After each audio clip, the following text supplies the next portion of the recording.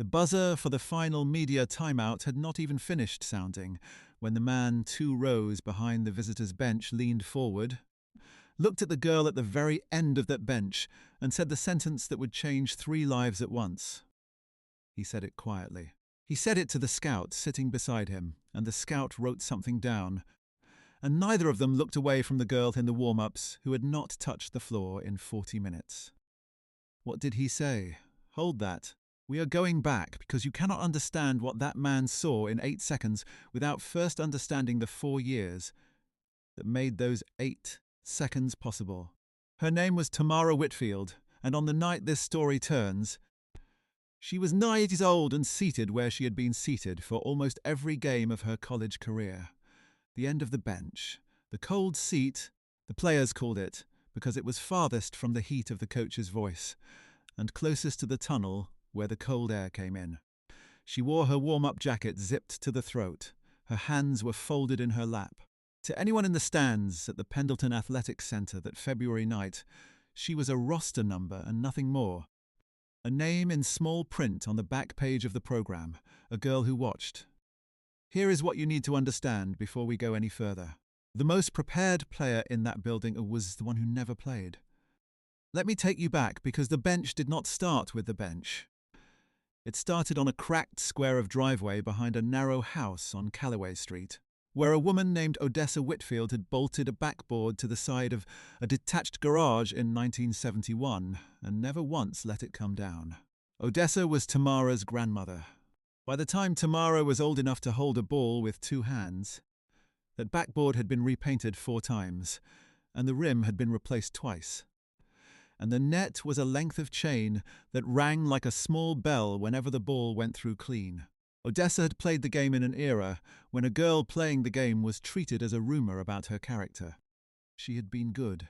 Good in the way that nobody official ever bothered to write down, which in those years was the only kind of good a girl like her was allowed to be. Odessa did not teach her granddaughter to shoot first. She taught her to see first. Before Tamara was allowed to put up a single jump shot in the driveway, she spent a whole summer doing nothing but standing at different spots and calling out where everyone would be 3 seconds from now. There were no other players. There was only Odessa, walking slowly across the concrete, pointing. The shooter goes here, the help comes from there. The pass that beats the help goes to the spot nobody is looking at yet. Tamara was 7. She did not understand that she being given something that most players never receive in 20 years of organized basketball. She thought she was just spending afternoons with her grandmother. There was a notebook, cheap, the kind sold 3 to a pack at the drugstore on the corner, with a cover the color of a brown paper bag. Odessa kept it on the windowsill of the kitchen, and after every session in the driveway she would sit at the table and write in it, and sometimes she would call Tamara over and make her write too. Not feelings, never feelings, positions. What happened when the defender's weight was on her back foot? What happened when you waited half a second longer than felt comfortable before making the pass? Tamara filled the back half of that notebook in a child's careful hand, and then she filled a second notebook and a third. By the time she was 15, she had a stack of them held together with a rubber band, and she had stopped thinking of it as homework and started thinking of it as the only true record of what she actually knew. Odessa died in the spring of Tamara's junior year of high school.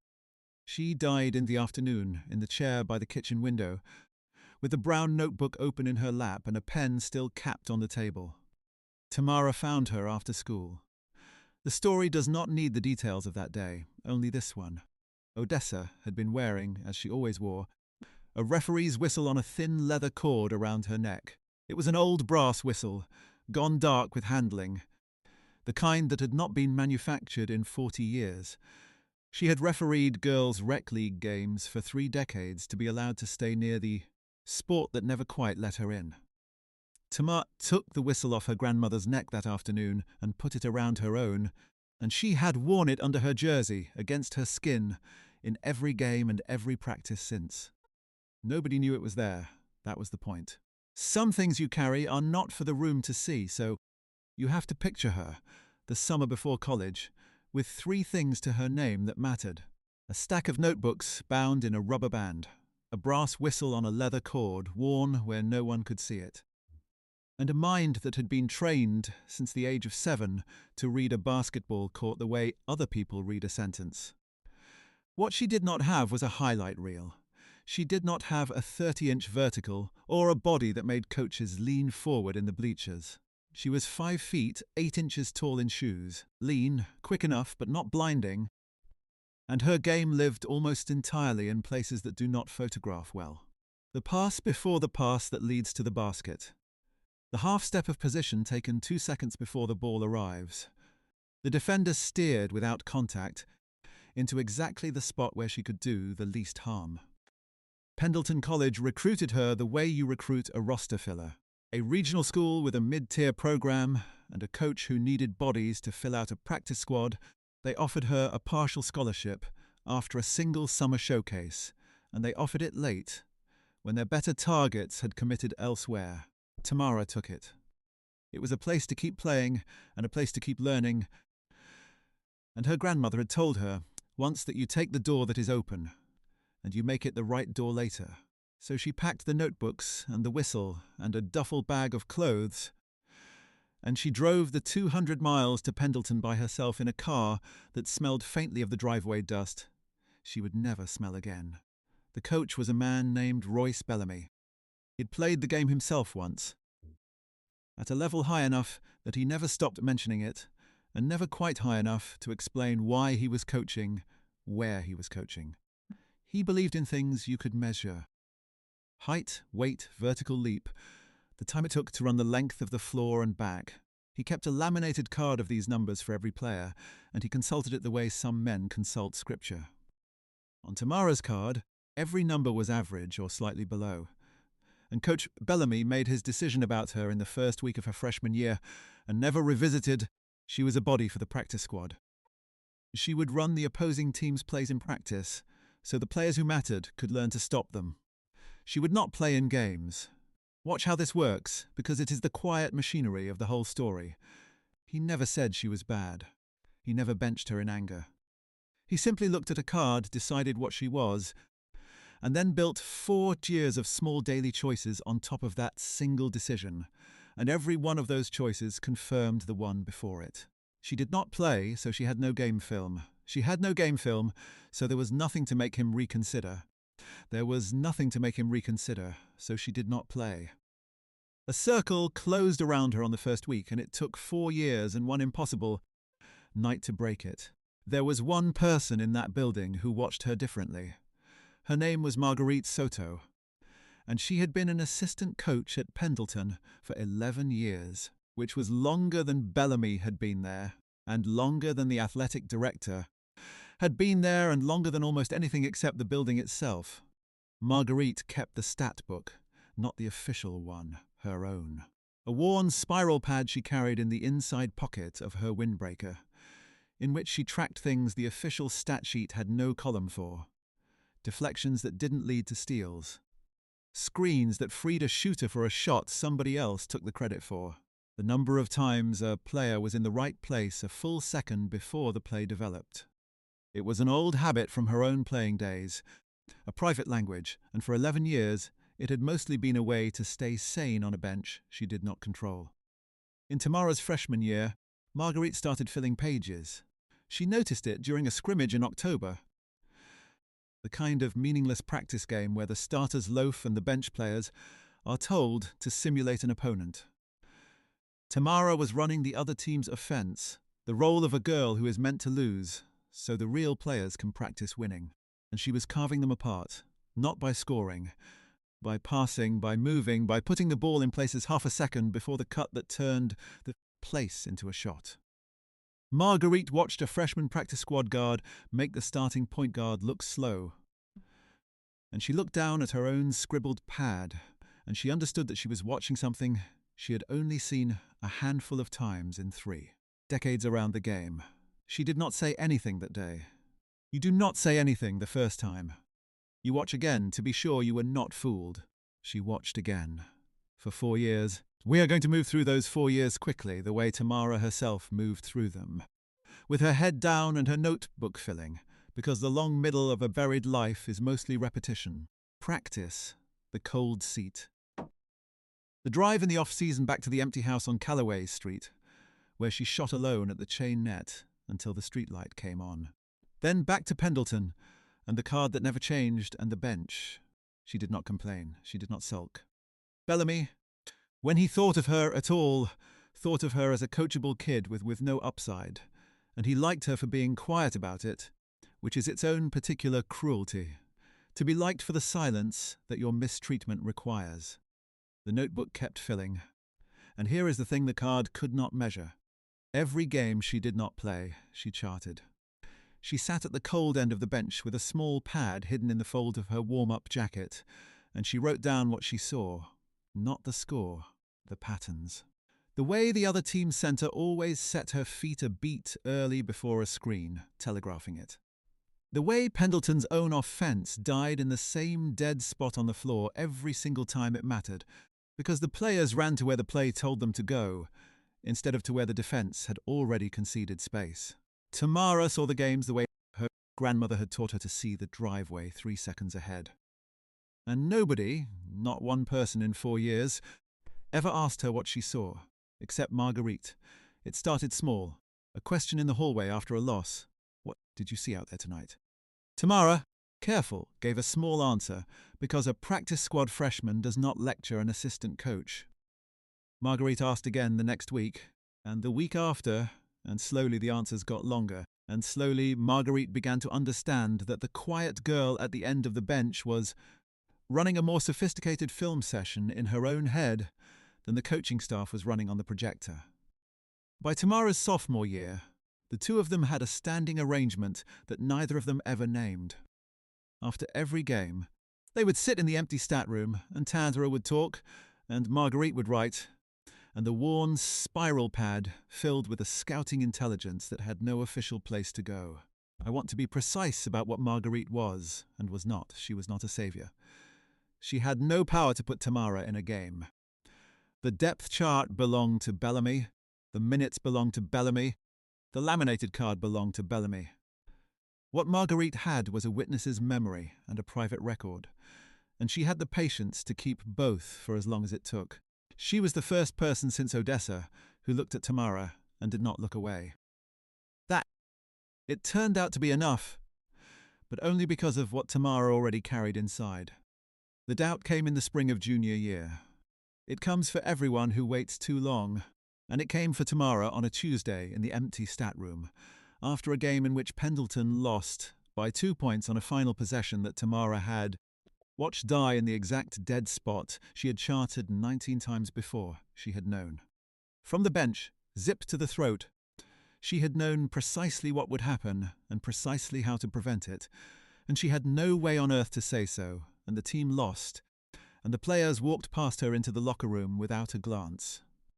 That night, in her own handwriting, in the brown notebook she still kept, though her grandmother was 3 years gone, she wrote 4 words she had never let herself write before. Maybe he is right. She closed the notebook. She did not sleep. Here is what saved her, and it was not a pep talk. It was a sentence she had written down at the age of 9, and forgotten she had written. Months later, looking for an old chart, she opened one of the earliest notebooks, the one in the careful child's hand, and there on a page near the front, copied down from something her grandmother had said in the driveway, were the words she needed. The biggest mistake is never being underestimated. It is starting to believe the people who do it. Odessa had said it about herself. About the decades she spent refereeing the sport that would not let her play. Tamara read it at 19 and understood it for the first time. She had been about to make her grandmother's enemies into her own judges. She closed the old notebook, and she did not write, "Maybe he is right" ever again. Now we come to the season that ends this story. Senior year. And you should know that for most of that final season, nothing changed at all. The card was still laminated. The seat was still cold. Tamara had made a private peace with the likelihood that she would finish 4 years of college basketball, having played a total of perhaps 30. Scattered minutes, all of them in games already won or lost by 20 points. She had stopped waiting to play. She had started instead to think of herself as something other than a player, a reader of the game, a keeper of the record. Whatever her grandmother had been, in the years before anyone let her near the official version of the sport. Then, in the second week of February, two things happened in the same week, and they happened to land on the same night. The first thing was a flu. It moved through the Pendleton roster the way a flu moves through any team that shares water bottles and locker rooms and recycled air, and it took down players one at a time across 4 days. By the morning of the game against Brennan State, the conference leader, Pendleton had 7 available players, and 3 of them were freshmen who had logged garbage minutes, and one of them was Tamara. The second thing was the scouts. Brennan State had a senior guard, a genuine professional prospect, and where a prospect like that plays, scouts follow. There were 4 of them in the Pendleton Athletic Center. That night, men and 1 woman with credentials clipped to their lanyards, there to watch the Brennan State Guard, and nobody else. They sat together 2 rows behind the visitors' bench.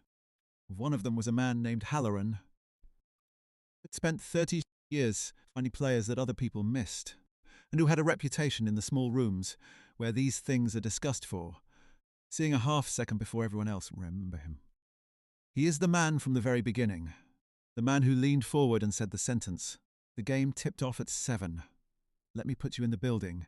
Pendleton, with 7 players, was overmatched and everyone knew it. Bellamy played his 5 least 6 starters and prayed. Tamara sat at the end of the bench in her warm-ups, the brass whistle cold against her sternum, and she watched the game the way she had watched 400 games before it, 3 seconds ahead, narrating in her own head the disaster she could see coming. By the end of the first half, Pendleton was down by 17. 2 more players had cramped and faded with whatever the flu was doing to their bodies, and Bellamy was burning through a rotation that did not exist. The clock that matters starts in the third quarter. At the 8-minute mark of the third quarter, a Pendleton starter went down hard. Not injured but spent, grey-faced, unable to get off the floor under her own power, and the trainer walked her to the locker room, and she did not come back. That left 6. At the 4-minute mark, a second player fouled out reaching because her legs were gone. 5. With 90 seconds left in the third quarter, a third player simply sat down on the baseline during a dead ball and put her head between her knees, and the official came over and she was done. 4 players. And under the rules, a team cannot continue with fewer than 5 on the floor. Bellamy looked down his bench. There was the row of warm-up jackets, and the freshmen with their wide, scared eyes, and at the very end, zipped to the throat, the quiet senior he had decided about in the first week of her first year and never once reconsidered. He had a choice that was not really a choice.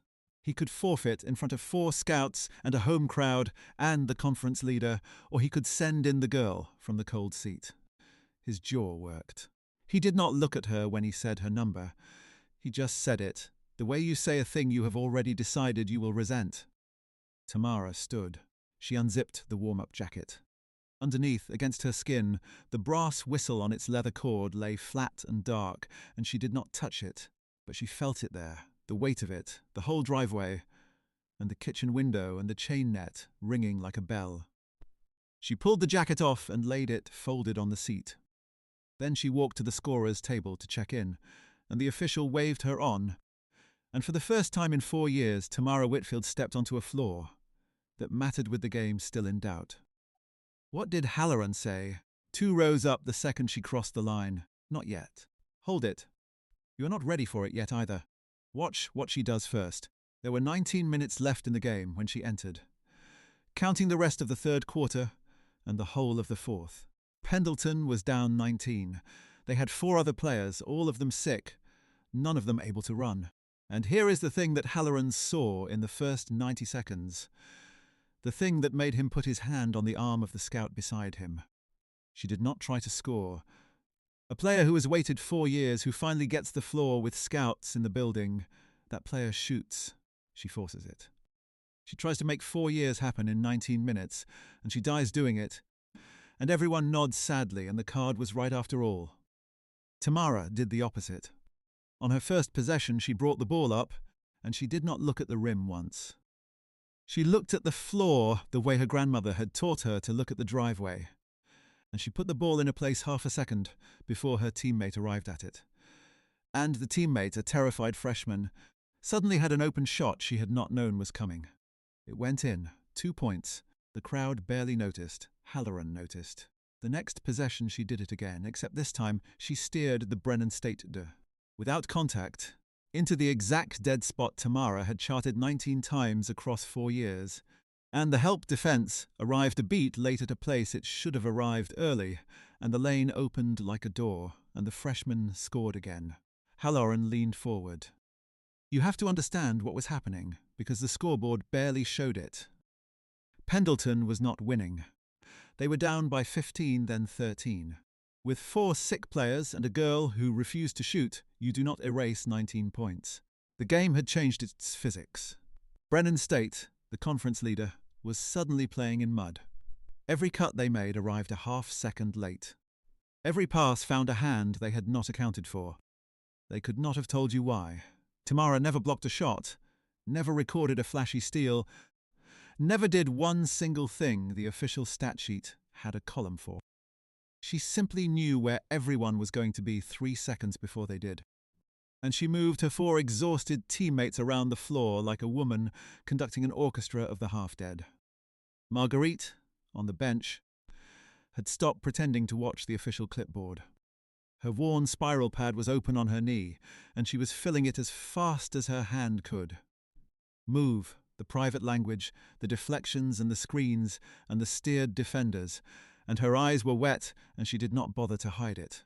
11 years of keeping a record nobody asked for, and finally, the thing she'd been recording was happening where the whole building could see it, if only the building knew how to look.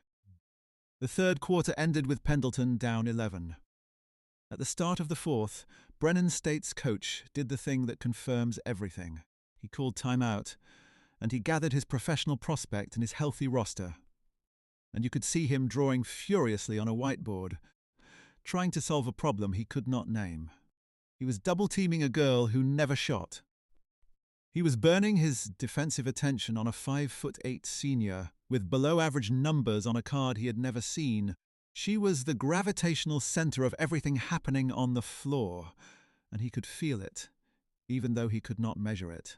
That is the moment, if you know basketball, when you understand that the buried player is the best player in the building. When the other team's coach reorganizes his entire defense around someone the box score will barely mention. Halloran turned to the scout beside him during that timeout. The scout had been there for the Brennan State prospect, the sure thing, the name everyone already knew. Halloran tipped his head toward the Pendleton bench, toward the girl drinking water with her 4 sick teammates, and he said it. The sentence from the beginning, he said, "That one." The number-stitched warm-up folded on the seat behind her. He said, "The senior nobody played." He said, "I have been doing this 30 years, and I have seen maybe 4 players who make everyone around them better, without touching the ball. She is the 5th. Find out why she has not played a minute in 4 years, because the answer is going to tell us something about her that I want to know." The scout wrote it down. The fourth quarter was not a miracle. I told you it would not be, because this story does not run on luck, and your grandmother would not forgive me if I pretended it did. Pendleton did not win. They lost by 6 to a healthier and more talented team, with 4 players running on empty and a 5th who would not shoot. In the last 19 minutes of a game that should have been a 30-point blowout, a buried senior took the conference leader and made them look ordinary. And she did it in the language her grandmother had taught her on a cracked driveway behind a narrow house, and 4 people in the building who were paid to recognize exactly that thing recognized it.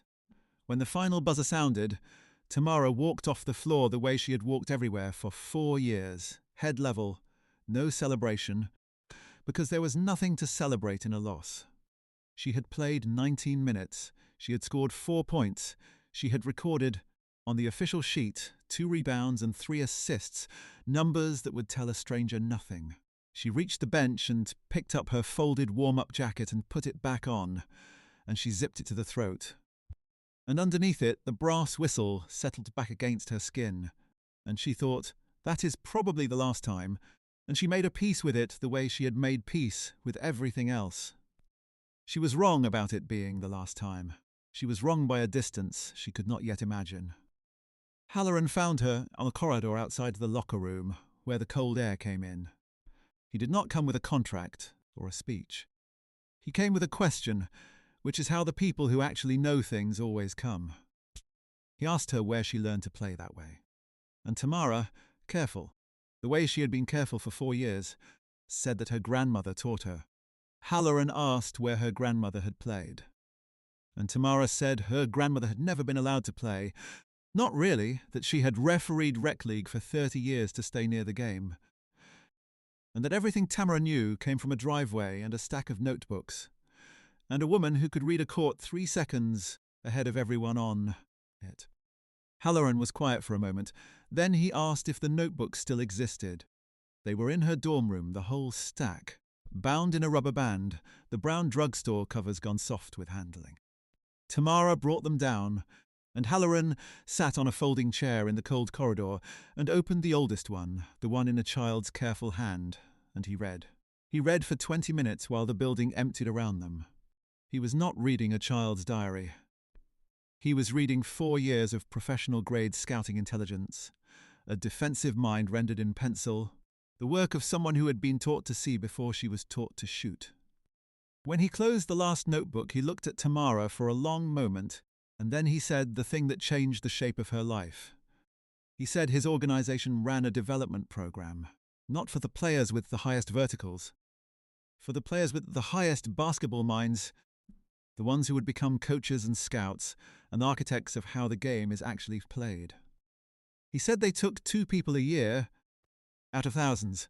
He said he had a folding chair, a stack of notebooks, and 30 years of judgment, and that he did not need to see her play again to know. He offered her a position on the spot, in the corridor where the cold air came in, with the whistle still cold against her skin, under a zipped warm-up jacket. She did not say yes immediately. You should know that about her. She asked him one question first. She asked whether the program would let her keep doing what her grandmother did, which was teach the seeing to people who had been told they could not. Halloran said that was the entire point of it. Then she said yes. Now stay with me, because the signing is not the end. The stone has dropped.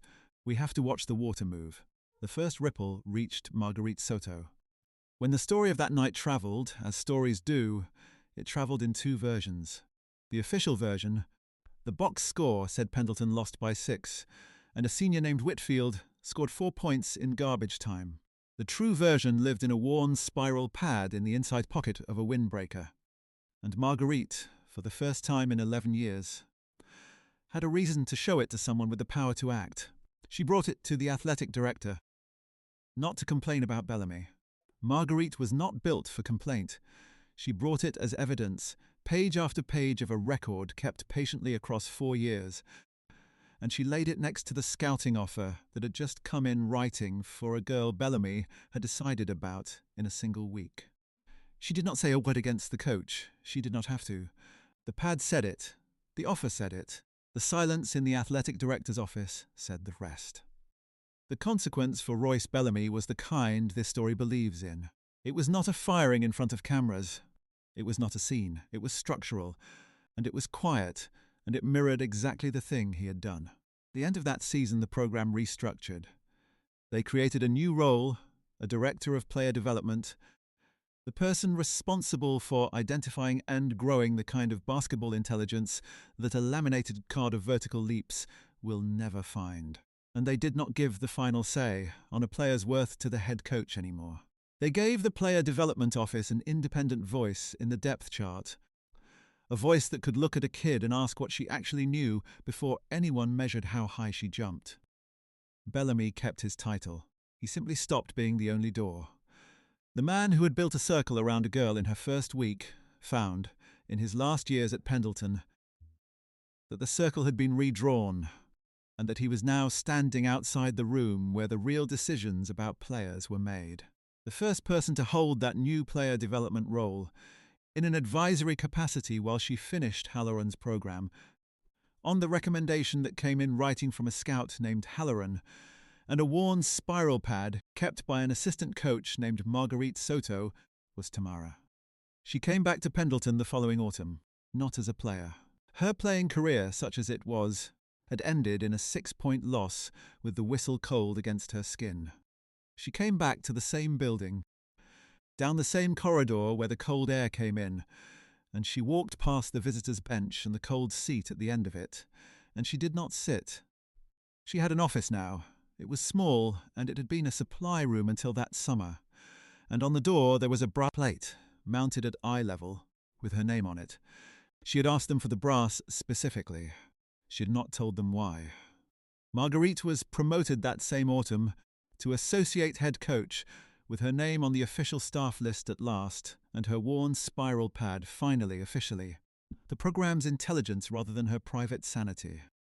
The two of them, the assistant who had watched for 11 years and the player who had been buried for 4, ran the player development office together. The first thing they did was throw out the laminated cards. The second thing they did was harder to see and mattered more. They went looking, in the practice squads and the cold seats of the programme, for the next girl who had been decided about in a single week. They found 2 of them in the first season. One was a freshman with below-average numbers on every measurable axis and a way of being in the right. Place a full second before the play developed, and Tamara recognised it the instant she saw it, the way Halloran had recognised her, the way Odessa had recognised something in a 7-year-old, standing on a cracked driveway, being taught to see before she was taught to shoot. There is a thing I have to tell you about the notebooks, because it closes the circle. Halloran's programme asked Tamara to write up her methods, to make a curriculum of what her grandmother had taught her, so that it could be taught to others. Tamara did. And the document she produced, the one now used to train young player development scouts across the organisation, she did not name after herself. She named it after Odessa. The programme calls it the Whitfield Method, and the people who learn it learn the name of a woman who refereed rec league for 30 years and was never once allowed to play the game she understood better than the people who played it. The driveway is gone. The house on Calloway Street was sold. The seeing survived, and it has a name now, and it carries her grandmother's name into rooms her grandmother was never permitted to enter. Here is the part of the story I have been holding, the answer to the question from the beginning. What did Halloran say, 2 rows behind the bench, in the 8 seconds after a buried senior crossed the line for the first time in 4 years? He said to the scoop beside him, the one who had come to watch a sure thing, he said, "Forget the prospect, watch the girl nobody played." He said it before she had scored a single point. He said it because, in 8 seconds, she had told him, in a language he had spent 30 years learning to read, exactly who she was. The card had been wrong about her for 4 years. The card was always going to be wrong about her, because the card measured the wrong thing. What it could not measure was the only thing that mattered, and the one man in the building trained to see it saw it in 8 seconds. Because a woman on a driveway had spent a whole summer teaching a 7-year-old to see it too. So now I want to talk to you, because this was never only about basketball. You know someone like Tamara, you may be someone like her, sitting at the cold end of some bench in some building, decided about in your first week by someone holding the wrong card. Your real value living entirely in the places that do not photograph well, and do not show up in the box score, and do not fit in the column anyone bothered to make. The hardest part is not the bench. The hardest part is the Tuesday night when you write 4 words you should never write. Maybe he is right. That is the moment the whole thing turns, and it does not turn on the floor. It turns in the notebook, in private, where nobody is watching, where you decide whether the people who underestimate you get to be your judges. Tamara's grandmother told her the truth of it on a cracked driveway, and Tamara wrote it down at 9 and rediscovered it at 19. And I will give it to you now, because some sentences are meant to be passed hand to hand until they reach the person who needs them. The biggest mistake is never being underestimated. It is starting to believe the people who do it. The card will be wrong about somebody near you this year. It may already be wrong about you. The question this story asks you to carry, The one I want you to sit with after the screen goes dark is a simple one, and it is not about the people holding the cards. It is about you. When the building finally hands you the floor with the game still in doubt, will you have spent the years of the bench preparing, the way she did, or believing them the way they wanted? Because the floor comes eventually to almost everyone. The only question is who you are when it does. She kept the whistle. It hangs now from the corner of a small brass nameplate on the door of an office that used to be a supply room, in a building where she once sat at the cold end of the bench, and on quiet evenings the air from the corridor still moves it, just slightly, so that the old brass turns and catches the light, the way a thing does when it is finally home.